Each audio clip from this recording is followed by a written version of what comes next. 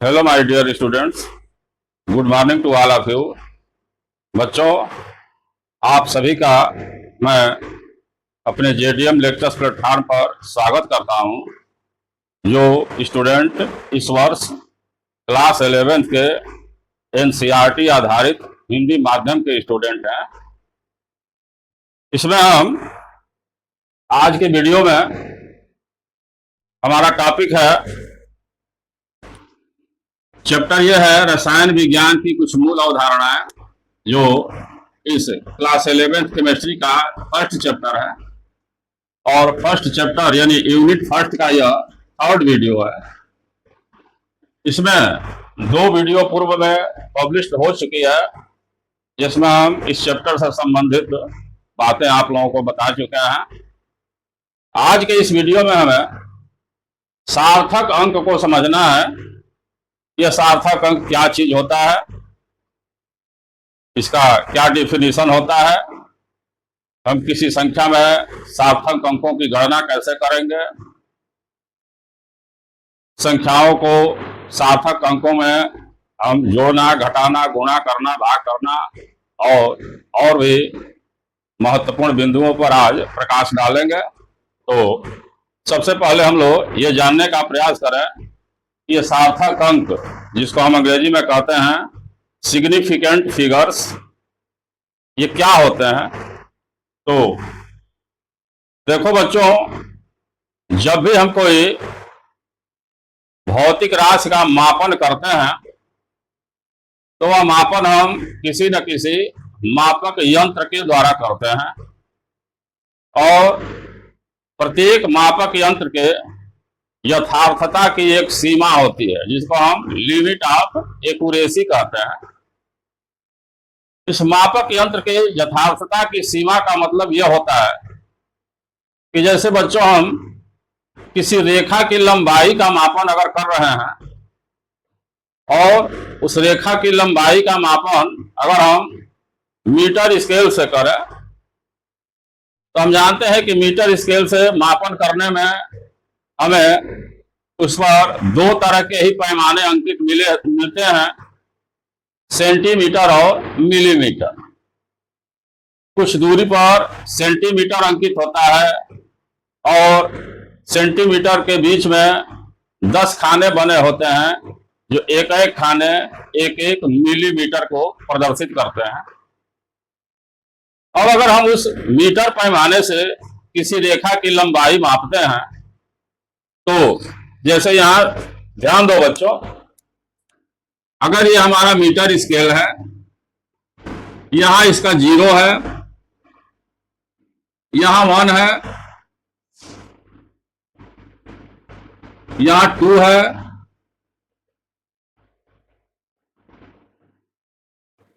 यहां 0 और 1 के बीच में 1 2 3 4 5 6 7 8 9 और 10 इस तरह से पैमाने अंकित होते हैं। जब भी अगर हम किसी रेखा की लंबाई इससे मापेंगे, तो मान लो यहां इसमें भी थोड़ा बना लिया जाए, 1 2 3 4 5 6 7 8 9 10 हो गए। अगर हमारे रेखा की लंबाई यहां से लेकर के और यहां तक है, तो हम कहेंगे कि इस रेखाखंड की लंबाई 1.1 सेंटीमीटर है, यानी 1 सेंटीमीटर और 1 मिलीमीटर। अगर बाई चांस इस रेखाखंड की लंबाई यहां इस खाने और इस खाने के बीच में अगर पड़ गई, तो इसको बताने के लिए हमारे पास यहां बीच में कोई संख्या नहीं दिख रही है और इस स्थिति में हम इस रेखाखंड की सही लंबाई नहीं बता सकते हैं। यहां इसको बताने के लिए हमारे पास 2 ही ऑप्शन है, या तो हम इस रेखाखंड की लंबाई को 1.1 cm लिखें या 1.2 cm लिखें, क्योंकि यह रेखाखंड इस मिलीमीटर वाले एक और दो यानी पहले और दूसरे खाने के बीच में पहुंच रहा है, तो हम ना तो इसको एग्जैक्ट 1.1 कह सकते हैं और न एग्जैक्ट 1.2 कह सकते हैं। लेकिन अगर हमारा मापक यंत्र मीटर पैमाना ही है और ये स्थिति ऐसी बन गई, तो हम निसंदेह इसको या तो हम 1.1 ही लिख करके छोड़ देंगे या 1.2 लिख करके छोड़ देंगे। और अगर हम ऐसा दुस्साहस करते हैं कि यह 1 और 2 के बीच में है, तो हम इसको लिख दें कि 1.15। तो अगर हम 1.15 लिखते हैं तो भी यहां पर जो हम 5 लिखेंगे वह एक अनिश्चित अंक को व्यक्त करेगा। अगर हम 1.1 लिखते हैं तो इसमें का भी यह जो 1 है यह एक अनिश्चित संख्या को व्यक्त करेगा। अगर हम इसे 1.2 लिख देते हैं तो 1 पॉइंट के बाद ये जो 2 लिखेंगे वह भी एक अनिश्चित अंक होगा, संदिग्ध अंक होगा, डाउटफुल अंक होगा, उसमें त्रुटि की संभावना है। और इसमें जो यह 1 है, ये जो दशमलव के बाएं जो 1 लिखा जा रहा है, इसको हम यथार्थ अंक कहेंगे। ये इस रेखाखंड की लंबाई का जो यह 1 है यह यथार्थ मापन को व्यक्त करता है, जबकि यहां दशमलव के बाद लिखा हुआ यह पहला अंक एक संदिग्ध अंक है। यह निश्चित रूप से नहीं कहा जा सकता कि यह 1 है कि 2 है कि 1 और 2 के बीच में है। इसलिए यहां अगर हम 1.1 लिखें या 1.2 लिखें तो यहां पर 1 यथार्थ अंक कहलाएगा और दशमलव के बाद हम 1 लिखें या 2 लिखें, ये दोनों ही अंक संदिग्ध अंक की श्रेणी में आते हैं। इसी तरह अगर हम एक और एग्जाम्पल लें कि हम सामान्य तराजू से किसी वस्तु का द्रव्यमान 9.4 ग्राम पाते हैं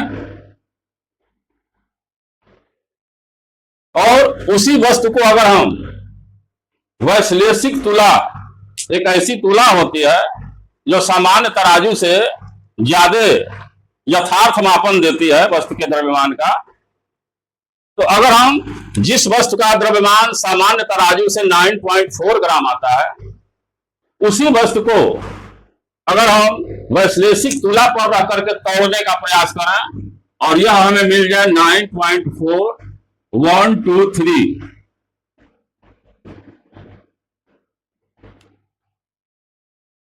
तो यहां सामान्य तराजू से लिए गए द्रव्यमान में ये जो 4 है, जैसे यहां पर 1 या 2 लिखा हुआ अंक संदिग्ध अंक है, वैसे ही यहां पर पॉइंट के बाद जो 4 लिखा हुआ है, या बताओ एक ही वस्तु है, एक तराजू से ये 9.4 ग्राम उसका द्रव्यमान मिल रहा है और वैश्लेषिक तुला से उसका द्रव्यमान 9.4123 आ रहा है, तो क्या कहा जा सकता है कि यह 4 सही है? नहीं है। अगर 4 सही होता तो वैश्लेषिक तुला से भी द्रव्यमान ज्ञात करने पर यह 9.4 ही आता और यहां पर 0000 आ जाता। तो यहां मापक यंत्र पर भी डिपेंड करता है कि हम किसी राशि का मापन किस मापक यंत्र से करते हैं, और जिस मापक यंत्र से भी करेंगे उस मापन में जैसे यहां पर 4 अनिश्चित अंक है, उसी तरह यहां वैश्लेषिक तुला से लिए गए द्रव्यमान में ये जो लास्ट में हमको 3 मिल रहा है, यह अनिश्चित संख्या को व्यक्त करेगा और निश्चित द्रव्यमान को व्यक्त करेगा। इस तरह हम पाते हैं कि जब भी हम किसी राशि का मापन करते हैं तो उस मापन में हमें 2 तरह की संख्याएं मिलती हैं। कुछ संख्याएं तो उस राशि के यथार्थ मापन को व्यक्त करती हैं, उसके यथार्थता पूर्वक माप को व्यक्त करती हैं, और कुछ संख्याएं ऐसी होती हैं जो उस मापन का यथार्थता पूर्वक प्रदर्शन नहीं करती, बल्कि वो संदिग्ध अंक कहलाते हैं। यहाँ हमें 2 शब्दों को समझना है, यथार्थता पूर्वक व्यक्त अंक और संदिग्ध अंक। अब यहाँ जब हम इस सार्थक अंक को डिफाइन करते हैं तो हम ये पाते हैं कि किसी राशि के माप में यथार्थता पूर्वक ज्ञात अंकों तथा प्रथम संदिग्ध अंक को सार्थक अंक कहते हैं। अब हमें उम्मीद है कि यथार्थता पूर्वक व्यक्त अंक कौन है और संदिग्ध अंक कौन है। तो हम ये बता चुके हैं कि जो भी माप यथार्थता पूर्वक व्यक्त कर रहे हैं, जैसे इसमें 1 है, इसमें 9 है, इसमें 9.412, यहां तक ये यथार्थ मापन बता रहे हैं। केवल ये जो अंतिम अंक है, यही अंक अनिश्चित अंक कहलाता है। तो यहाँ जितने भी यथार्थता पूर्वक व्यक्त करने वाले अंक हैं और यह जो प्रथम अनिश्चित अंक है, इन दोनों को मिला जुला करके जो हमें अंक दिखाई देते हैं, उन्हीं को हम सार्थक अंक कहते हैं। किस तरह से ये सार्थक अंक की परिभाषा दी जाती है कि किसी राशि के माप में यथार्थता पूर्वक ज्ञात अंकों तथा प्रथम संदिग्ध अंक को सार्थक अंक कहते हैं। ये सार्थक अंक का डिफिनीशन हुआ, जिसमें फिर से मैं रिपीट कर दे रहा हूं। सार्थक अंक में 2 प्रकार के अंक सम्मिलित होते हैं।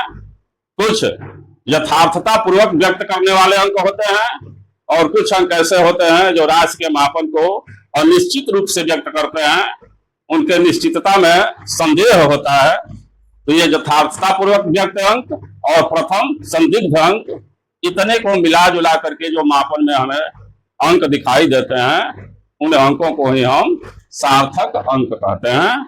इनको अंग्रेजी में हम सिग्निफिकेंट फिगर्स कहते हैं। ये सिग्निफिकेंट फिगर्स की परिभाषा जान लेने के बाद एक बड़ा ही इंपॉर्टेंट टॉपिक आता है कि अगर कोई संख्या हमारे सामने लिखी हुई है, तो उस संख्या में हम कैसे ये गणना करके बताएंगे कि सार्थक अंक कितने हैं। संख्या में 1 सार्थक अंक है या 2 है या 3 है, 4 है, 5 है, यानी संख्या में हम सार्थक अंकों की गणना करके बताते हैं कि दी गई संख्या में इतने सार्थक अंक हैं। तो संख्या में सार्थक अंकों की गिनती करने में हमें कुछ नियमों की जानकारी आवश्यक होती है। तो एक एक करके हम उन नियमों को यहाँ एक्सप्लेन कर रहे हैं।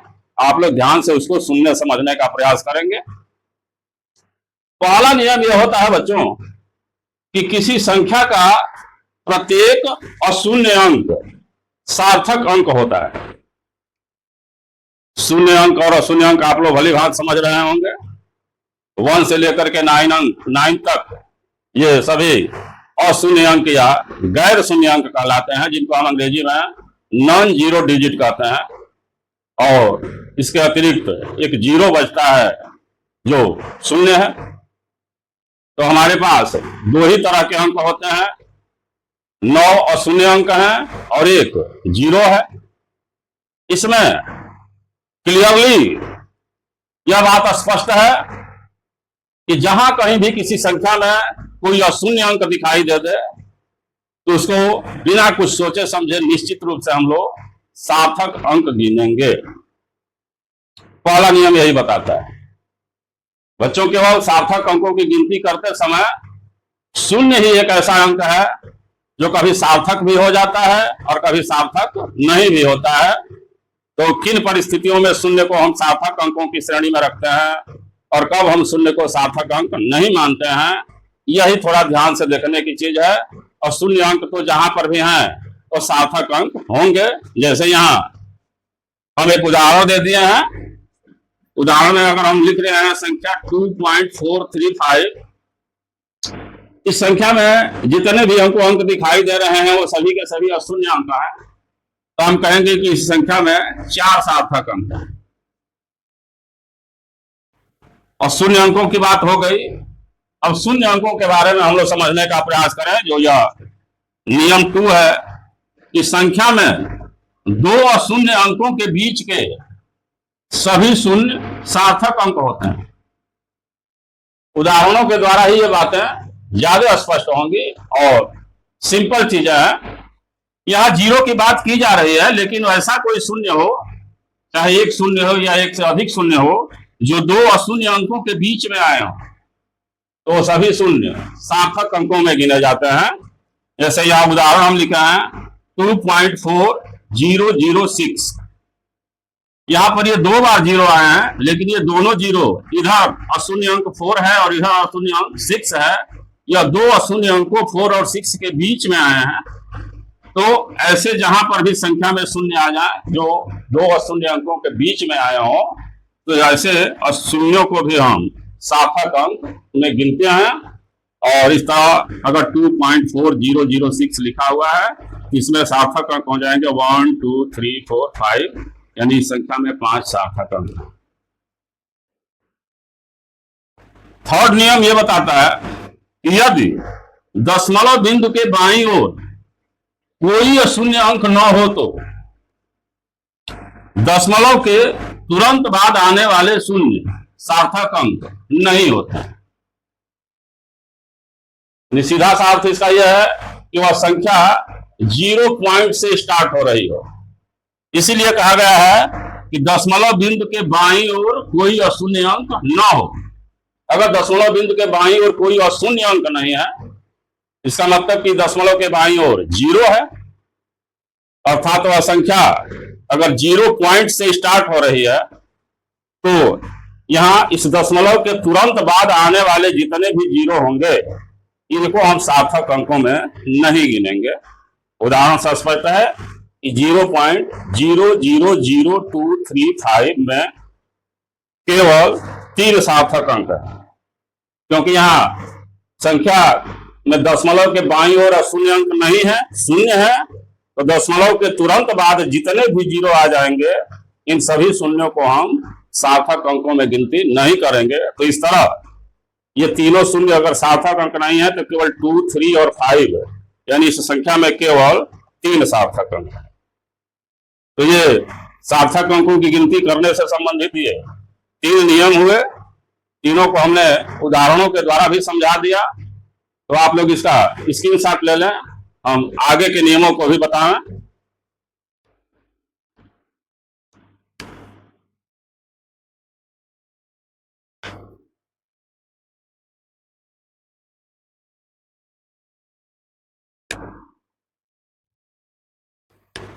अब हम संख्याओं में सार्थक अंकों की गणना करने से संबंधित चौथा नियम बताने जा रहे हैं। यह नियम यह है कि दशमलव युक्त संख्याओं में अशून्य अंकों के बाद अंत में आने वाले शून्य सार्थक अंक होते हैं। यानी इस नियम का मतलब यह है कि संख्या में दशमलव चिन्ह हो और इस दशमलव के बाद अशून्य अंक हो, और अशून्य अंक के बाद जितने भी दाहिने साइड में 0 आ गए हों, दशमलव के बाद ही अशून्य नहीं, बल्कि यहाँ मेन नियम ये बताता है कि हमारी संख्या दशमलव युक्त संख्या होनी चाहिए, और इस संख्या में सबसे अंत में जितने भी 0 आ जाएंगे, वो सभी के सभी 0 सार्थक अंक गिने जाते हैं। फिर से मैं रिपीट कर रहा हूं, यहां ध्यान यह देना है कि संख्या में दशमलव चिन्ह होना चाहिए, और ऐसी दशमलव युक्त संख्याओं में सबसे दाहिनी ओर, या तो हम सबसे दाहिनी ओर कहें या अंत में कहें, इधर सब अशून्य अंक हैं, और इधर लास्ट में जितने भी 0 आ जाएंगे, वो सभी के सभी शून्य सार्थक अंकों में गिने जाते हैं। और यहाँ उदाहरण हमारा यह है कि 2.51000, अगर यह हमारी संख्या हमें दी गई है और इसमें सार्थक अंकों को गिनकर बताना है, तो हम इसमें 1 2 3 4 5 6, यानी हम इसमें लिखेंगे कि सार्थक अंकों की संख्या 6 है। यानी संख्या में सबसे दाहिनी ओर कहें या अंत में कहें, दशमलव युक्त संख्या में अगर सबसे अंत में जितने 0 आ जाते हैं, वो सभी के सभी 0 सार्थक अंकों में गिने जाते हैं। नेक्स्ट जो हमारा नियम है 5वां, कि वैज्ञानिक संकेतन में व्यक्त संख्याओं में सार्थक अंकों की गणना केवल डिजिट टर्म में की जाती है।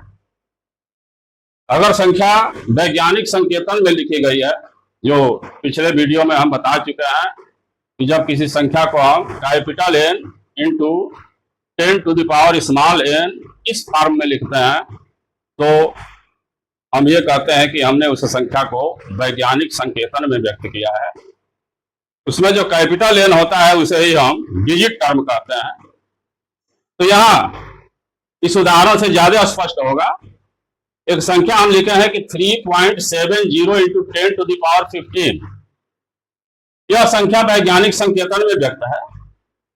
इसमें जब भी हमको सार्थक अंकों की गणना करनी होगी बच्चों, तो हम इसी को डिजिट टर्म कहा जाता है। यही हमारा 3.70 वाला जो पार्ट दिख रहा है, यह डिजिट टर्म कहलाता है और यह टर्म कहलाता है 10⁻n। इस तरह जब वैज्ञानिक संकेतन में संख्या व्यक्त की गई हो, तो इसमें सार्थक अंकों की गिनती करते समय हमें इस 10⁻ समथिंग जो भी कुछ भी लिखा गया है, इस पोर्शन से हमको कोई मतलब नहीं होता। हम सार्थक अंकों की गिनती केवल इस डिजिट टर्म में करते हैं और हम डिजिट टर्म में सार्थक अंकों की गणना उन्हीं नियमानुसार करते हैं जो अभी पहले हम चर्चा कर चुके हैं। यहाँ हम देख रहे हैं कि इस डिजिट टर्म में 1, 2, 3 ये 3 सार्थक अंक हैं। तो कुल मिलाकर के इस पूरी संख्या में ही हम सार्थक अंकों की संख्या 3 लिखेंगे। लास्ट जो हमारा सार्थक अंकों की गिनती करने वाला जो नियम है, यह वहां लागू होता है जब हम वस्तुओं की गिनती करते हैं। हम यह जानते हैं कि जब भी हम किसी वस्तु की गिनती करेंगे तो वे वस्तुएं हमें पूरी पूरी संख्याओं में मिलती हैं और अगर मानवीय भूल न हो, गिनती करने वाला अगर कोई गलती न करे, तो वस्तुओं की संख्या जो होती है वो बिल्कुल यथार्थपरक संख्या होती है, यानी उसमें त्रुटि की किसी प्रकार की संभावना नहीं होती है। त्रुटि अगर होगी तो सिर्फ और सिर्फ गिनती करने वाले के कारण ही त्रुटि हो सकती है। और इस कारण से जहां भी हम वस्तुओं की गिनती करते हैं और वस्तुओं की गिनती करने में जो संख्याएं हमको प्राप्त होती हैं, उन्हें हम गिनती की संख्याएं कहेंगे। और उन संख्याओं में सार्थक अंकों की संख्या अनंत हो जाती है। क्यों हो जाती है, अभी हम यहाँ उदाहरण के द्वारा स्पष्ट करेंगे। पहले इस पॉइंट को ध्यान देने की जरूरत है कि वस्तुओं की गिनती व्यक्त करने वाली संख्याओं में सार्थक अंकों की संख्या अनंत होती है। स्पष्ट है कि जब हम वस्तु को गिनती करेंगे तो गिनती में निश्चित रूप से वो हमें 2 वस्तुएं हैं, 5 वस्तुएं हैं, 10 हैं, 20 हैं, 50 हैं, 25 हैं, जो कुछ भी है वह एक पूरी पूरी संख्या हमको प्राप्त होगी। यहाँ उदाहरण हम ले लिए कि गेंदों की संख्या 2 है या पुस्तकों की संख्या 20 है। हम 2 वस्तुओं की गिनती करें, या तो गेंद रखे गए हों, गेंदों को हम गिने और गिनती में हमें 2 गेंद दिखाई दे, या हम पुस्तकों की संख्या गिने और पुस्तकें संख्या में 20 हों। यहाँ पर जो गेंदों की संख्या 2 है और जो पुस्तकों की संख्या 20 है, ये 2 और 20 दोनों ही यथार्थपरक संख्याएं हैं। यथार्थपरक संख्याएं कहने का मतलब यही है कि इसमें कोई भी अंक अनिश्चित अंक नहीं है, किसी प्रकार के त्रुटि की संभावना नहीं है। इसीलिए ये दोनों संख्याएं यथार्थपरक संख्याएं हैं। और इस 2 को हम 2.0000 जितनी इच्छा करें उतना हम यहाँ पर 2 के बाद दशमलव चिन्ह लगा करके 0 लिख सकते हैं। यहाँ कलमों की संख्या के लिए हम 20 के बाद दशमलव चिन्ह लगा करके जितनी इच्छा करें उतना हम 0 लिख सकते हैं। और अगर हम इस रूप में लिख लेते हैं तो अभी अभी हम यहाँ नियम 4 में यह चीज बता चुके हैं कि अगर दशमलव युक्त संख्याएं हो तो सबसे दाहिनी ओर या अंत में जितने भी शून्य लिखे जाते हैं वो सभी के सभी सार्थक अंक होते हैं।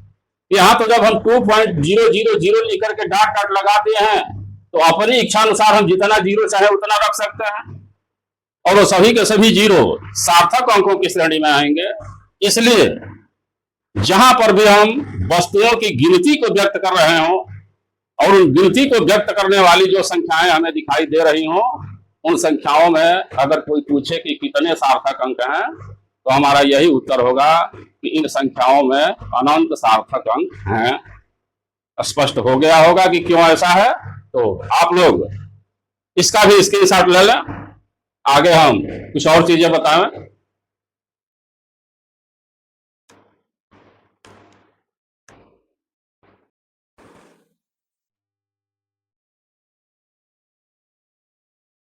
अब हम सार्थक अंकों का डिफिनीशन तथा किसी संख्या में सार्थक अंकों की गणना से संबंधित नियमों को जानने के बाद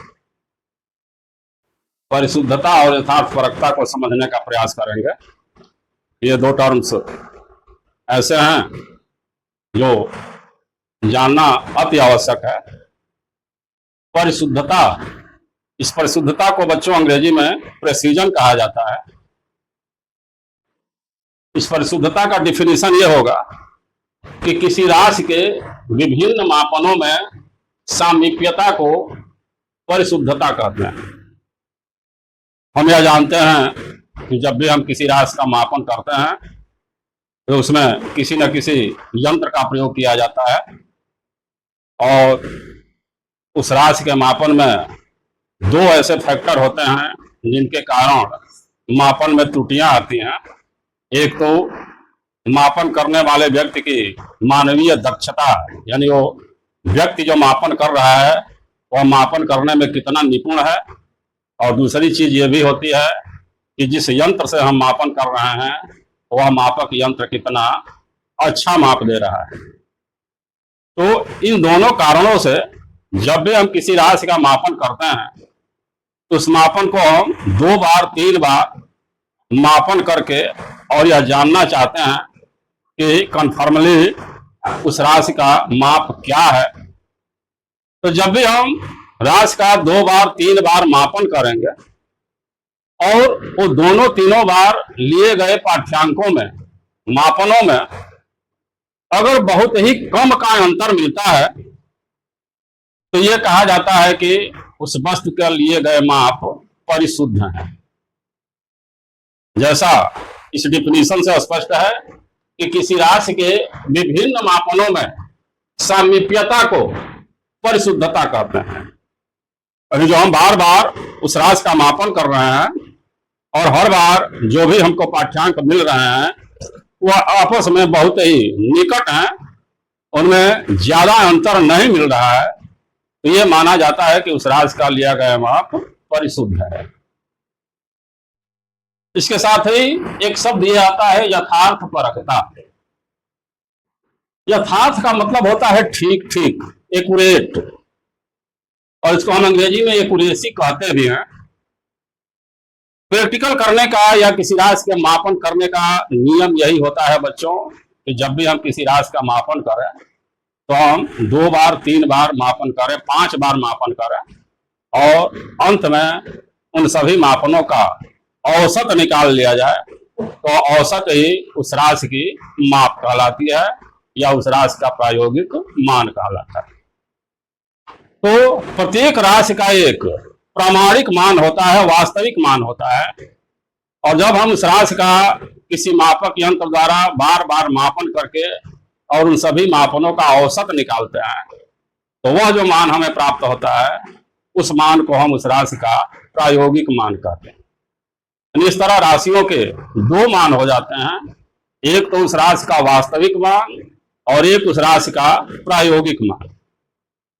तो जब उस राशि का प्रायोगिक मान वास्तविक मान से टैली कर जाता है, सेम मिल जाता है, तो ये कहा जाता है कि जो मापन हुआ है वह यथार्थपरक है, एक्यूरेट है, और इस गुण को ही हम यथार्थपरकता के नाम से जानते हैं। जैसा यहाँ डिफिनीशन से स्पष्ट है कि किसी विशिष्ट राशि के प्रायोगिक मान तथा प्रामाणिक मान के मेल को यथार्थपरकता कहते हैं। जैसा अभी हम बताए कि प्रायोगिक मान क्या होता है, हम राशि का 2 बार 3 बार 5 बार मापन करेंगे और अंत में उन सभी मापनों का औसत निकालेंगे, उस औसत को ही उस राशि का प्रायोगिक मान माना जाता है, और एक उस राशि का वास्तविक या एक्यूरेट मान होता है। तो अगर ये दोनों मान एक दूसरे से टैली कर जाते हैं तो कहा जाता है कि हमने जो उसका प्रायोगिक मान निकाला है वह प्रायोगिक मान एक्यूरेट है, यथार्थपरक मान है। तो इस तरह से यह परिशुद्धता और यथार्थपरकता 2 अलग अलग चीजें हो गई। परिशुद्धता में हम केवल लिए गए मापनों में तुलना करते हैं कि वो दूसरे के निकट हैं या नहीं है। अगर वे विभिन्न मापन परस्पर एक दूसरे के बहुत ही निकट हैं तो कहा जाएगा कि वह मापन परिशुद्ध है, और यदि उस लिए गए विभिन्न मापनों का औसत अर्थात प्रायोगिक मान उस राशि के वास्तविक मान से मेल खाता है, अर्थात प्रायोगिक मान और वास्तविक मान दोनों टैली कर जाते हैं, तो हम कहते हैं कि यह जो प्रायोगिक मान है यह यथार्थ परक मान है। यानी अर्थात इसमें एक्यूरेसी है, यथार्थ परकता है, कुल मिलाकर के यह मान उस राशि का ठीक ठीक मापन है। इस तरह से इन दोनों टर्म्स का एक उदाहरण के द्वारा समझने का प्रयास किया जाए तो ज्यादा क्लियर होगा। उदाहरण हम मान लिया है कि कोई वस्तु है, माना किसी राशि का प्रामाणिक मान 2.00 ग्राम है। जब ग्राम है तो निश्चित है कि यह किसी राशि का द्रव्यमान है और पहले से फिक्स है कि यह वास्तविक मान यानी उस वस्तु का वास्तविक द्रव्यमान 2 ग्राम है। अब 3 स्टूडेंट हैं, एक स्टूडेंट छात्र ए है, इसके द्वारा उस राशि के 2 बार द्रव्यमान का मापन किया गया है। एक बार इसको मिल रहा है 1.95 ग्राम और दूसरी बार जब उसी वस्तु के द्रव्यमान का मापन करता है तो मिल रहा है 1.93 ग्राम। और यह देखने से स्पष्ट है कि यहाँ 1.95 ग्राम और 1.93 ग्राम में मात्र 0.02 ग्राम का अंतर है, यानी बहुत कम अंतर है, तो हम कहेंगे कि ये दोनों मापन परिशुद्ध हैं। अब इन दोनों मापनों से अगर हम इस राशि का प्रायोगिक मान निकालना चाहें तो हम इन दोनों का औसत निकालेंगे और जब इन दोनों मापनों का औसत निकालेंगे तो हमको मिलेगा 1.94 ग्राम। अब ये 1.94 ग्राम इस वस्तु का प्रायोगिक मान मिला, प्रायोगिक द्रव्यमान प्राप्त हुआ, और जबकि इस राशि का वास्तविक मान 2.00 ग्राम है। तो जब हम इस 1.94 ग्राम यानी जो प्रायोगिक मान है उसका इस वास्तविक मान से तुलना करेंगे तो यह टैली नहीं कर पा रहा है।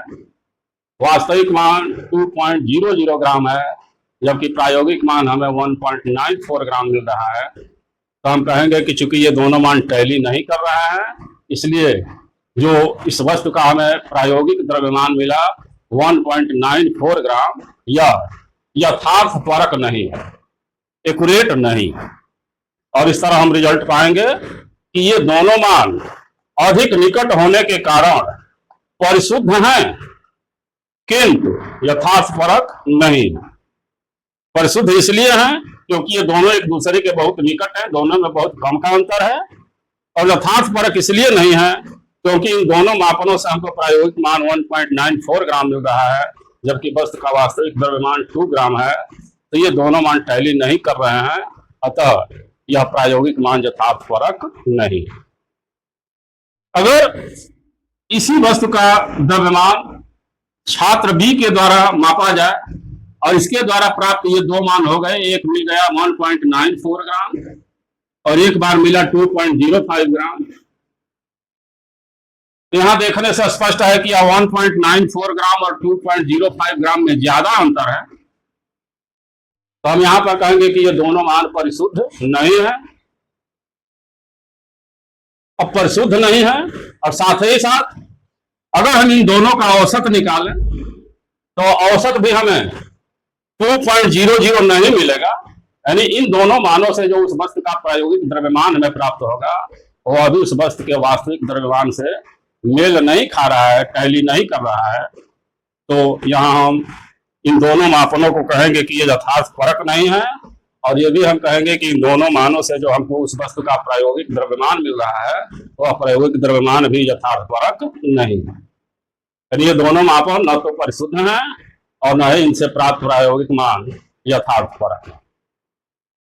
परिशुद्धता बच्चों हम लिए गए मापनों में देखेंगे, अगर एक दूसरे से बहुत कम अंतर के साथ मिल रहे हो तो उन मापनों को हम परिशुद्ध कहेंगे, और यथार्थ परकता उस रिजल्ट के बारे में बताया जाता है कि विभिन्न मापनों के द्वारा जो हम वस्तु का प्रायोगिक मान प्राप्त कर रहे हैं वह प्रायोगिक मान वस्तु के वास्तविक मान से मेल कर रहा है या नहीं कर रहा है। तो चूंकि यहाँ पर ये दोनों मान भी अलग अलग है, ज्यादा दूरी पर है, तो यह परिशुद्ध भी नहीं है और इन दोनों का औसत भी 2.00 नहीं मिलेगा, अर्थात यहाँ पर जो उस वस्तु का प्रायोगिक द्रव्यमान मिला हुआ यथार्थ फर्क भी नहीं है। एक तीसरा स्टूडेंट सी है जो इसी वस्तु का 2 बार द्रव्यमान का मापन करता है। एक बार उसको मिलता है 1.99 ग्राम और दूसरी बार मिलता है 2.01 ग्राम।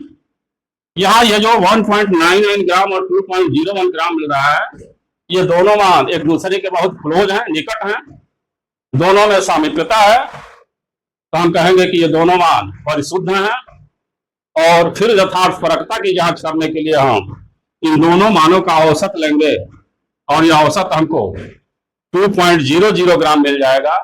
तो यहाँ हम ये देख रहे हैं कि इन मापनों से जो हमको वस्तु का प्रायोगिक द्रव्यमान मिल रहा है वह उस वस्तु के वास्तविक द्रव्यमान से टैली कर जा रहा है, अर्थात यहाँ वस्तु का प्रायोगिक मान और वस्तु का वास्तविक मान सेम है। अतः यह मान जो प्रायोगिक मान मिला है यह यथार्थ फर्क भी है। और हम लास्ट में यह रिजल्ट लिखे हैं कि ये दोनों मान परिशुद्ध तथा यथार्थ फर्क दोनों है। तो अब हमें उम्मीद है कि आप लोगों को यह परिशुद्धता और यथार्थ फर्कता समझ में आ गई होगी बात कि किन मापनों में क्लोजनेस को हम परिशुद्धता कहते हैं और किन मानों में आपस में सामीप्यता मिले, सेम सेम मिले तो हम यथार्थ फर्कता कहते हैं। तो आप लोग इसका स्क्रीनशॉट ले लें ताकि हम फिर आगे बताएं।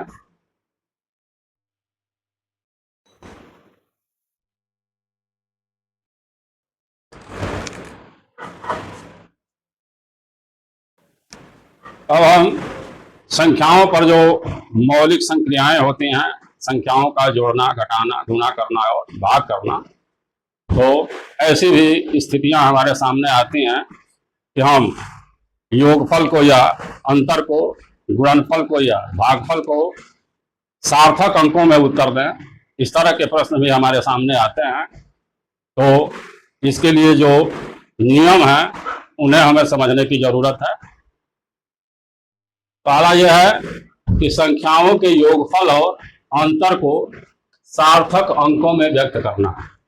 यानी यहाँ पर केवल 2 संक्रियाओं का उल्लेख है, योगफल और अंतर। यानी जब हम संख्याओं को जोड़ते हैं या घटाते हैं तो उस योगफल को या अंतर को हम सार्थक अंकों तक कैसे उत्तर देंगे, इसके लिए जो यहाँ नियम है कि संख्याओं को जोड़ने या घटाने के बाद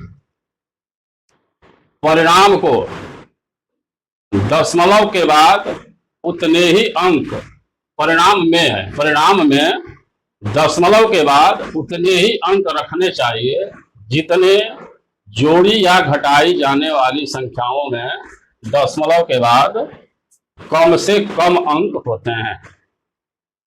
इस नियम का मतलब यह है बच्चों कि जिन संख्याओं को भी हम जोड़ेंगे या जिनको हम घटाएंगे तो जोड़ने और घटाने के बाद हमको एक संख्या प्राप्त होगी जिसे हम या तो योगफल कहेंगे या गुणनफल कहेंगे या उसको हम एक शब्द में परिणाम कह सकते हैं। उस परिणाम में हम दशमलव के बाद उतने ही अंक रखेंगे जितना, और जिन जिन संख्याओं को जोड़े हैं उन संख्याओं में दशमलव के बाद सबसे कम अंक वाली जो संख्या हो, यानी हम उन संख्याओं पर ध्यान देंगे कि किस संख्या में दशमलव के बाद कितने अंक हैं। तो जिस संख्या में दशमलव के बाद कम से कम अंक दिखें उतने ही अंक हमें योगफल या अंतर में भी रखना पड़ता है। जैसे उदाहरण से ये चीज ज्यादा स्पष्ट होगी। हम यहाँ एक उदाहरण ले लिया है।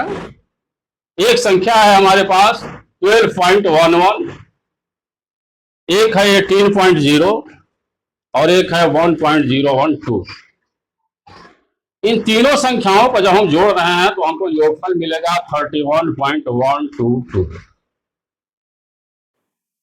और ये जो हमको परिणाम मिला, इस परिणाम को हम सार्थक अंकों में कैसे उत्तर देंगे, इसके लिए ये जो ऊपर हम नियम लिखे हैं, इस नियम के अनुसार हम इन तीनों संख्याओं पर ध्यान देंगे। देखेंगे कि इसमें दशमलव के बाद कितने अंक हैं, तो यहाँ 2 अंक दिख रहे हैं। इसमें दशमलव के बाद 1 अंक दिख रहा है। इसमें दशमलव के बाद 3 अंक दिख रहे हैं। तो जो यह परिणाम हमको मिला है इस परिणाम में चूंकि दशमलव के बाद सबसे कम अंक वाली ये संख्या है और इसमें हम देख रहे हैं कि दशमलव के बाद केवल एक अंक है, तो हम इस परिणाम में भी दशमलव के बाद केवल एक अंक रखेंगे। और अगर एक अंक रखते हैं तो केवल यह 31.1 हो जाएगा और बाकी ये जो दोनों 2 दिख रहे हैं ये विलुप्त हो जाएंगे और तब हम सार्थक अंकों में योगफल लिखेंगे तो हमारा आंसर मिलेगा 31.1। नेक्स्ट हमारा यह है कि अगर हम संख्याओं का गुणा करते हैं या भाग देते हैं तब हमें उस गुणनफल या भागफल को सार्थक अंकों में कैसे उत्तर देना पड़ता है। तो यहाँ हेडिंग है कि संख्याओं के गुणनफल और भागफल को सार्थक अंकों में व्यक्त करना। इसके लिए नियम यह है बच्चों कि संख्याओं के गुणनफल या भागफल में उतने ही सार्थक अंक होने चाहिए जितने न्यूनतम सार्थक अंक वाली संख्या में होते हैं। इस नियम को भी उदाहरण के द्वारा ही समझना ज्यादा सरल होगा। जब उदाहरण समझ में आ जाएगा तो यह नियम भी समझ में आ जाएगा।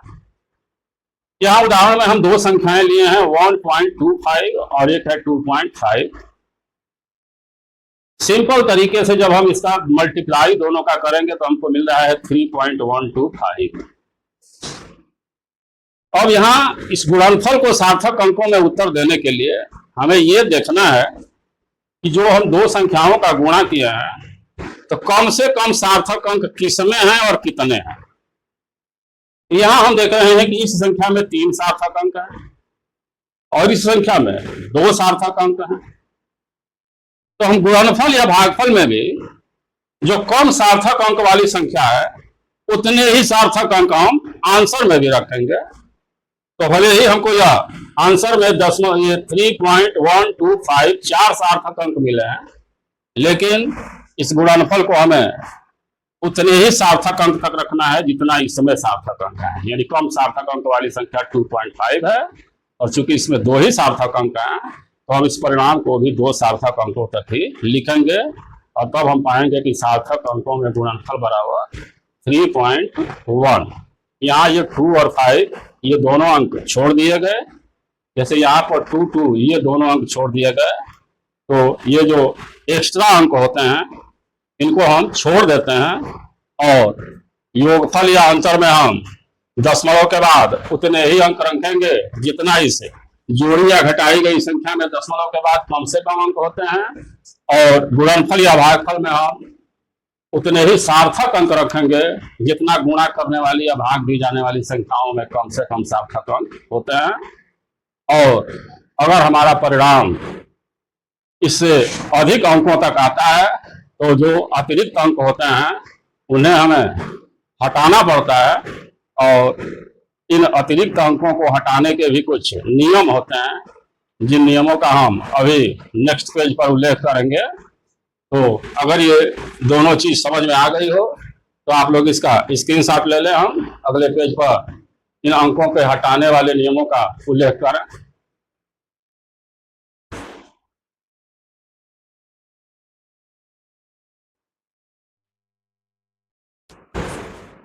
जैसा अभी अभी हम लोगों ने देखा कि हमें संख्याओं के योगफल, अंतर, गुणनफल और भागफल को सार्थक अंकों तक उत्तर लिखना होता है। तो ऐसी स्थिति में हमारे परिणाम में सार्थक अंकों से उत्तर लिखने के अतिरिक्त भी अंक प्राप्त हो जाते हैं। तो उन अतिरिक्त अंकों को हम किस नियमानुसार हटाते हैं, जिसे हम कहेंगे कि सार्थक अंकों में उत्तर के लिए अंकों को विलुप्त करना। अंकों को विलुप्त करना मतलब अतिरिक्त अंकों को हटाना, जिसे हम सन्निकटन भी कहते हैं या निकटतम मान भी कहते हैं। तो यहाँ हम लोगों को विशेष पर्पज हमारा यह है कि हम ये जाने कि किसी अंक को हटाना है तो हम कैसे हटा सकते हैं और उसको हटाने के बाद उस संख्या में क्या परिवर्तन होंगे, ये जानना हमारा उद्देश्य है। तो इसमें जो फर्स्ट नियम है बच्चों वह यह है कि 5 से बड़े अंक को विलुप्त करके उससे पूर्व अंक में 1 जोड़ दिया जाता है। यानी अगर कोई अंक जिसे हम हटाना चाह रहे हैं अगर वो 5 से बड़ा है तो उस अंक को हटाने के बाद उसके बाएं वाले अंक में या जिसको हम उसका पूर्व अंक कहेंगे उसमें हमें एक जोड़ देना पड़ता है।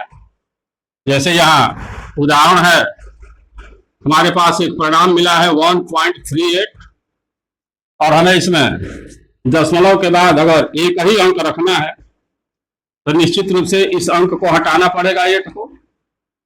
तो चूंकि यह 8 5 से बड़ा है इसलिए जब हम 8 को हटाएंगे तो यहाँ 3 में 1 जोड़ देंगे तो यह संख्या हो जाएगी 1.4।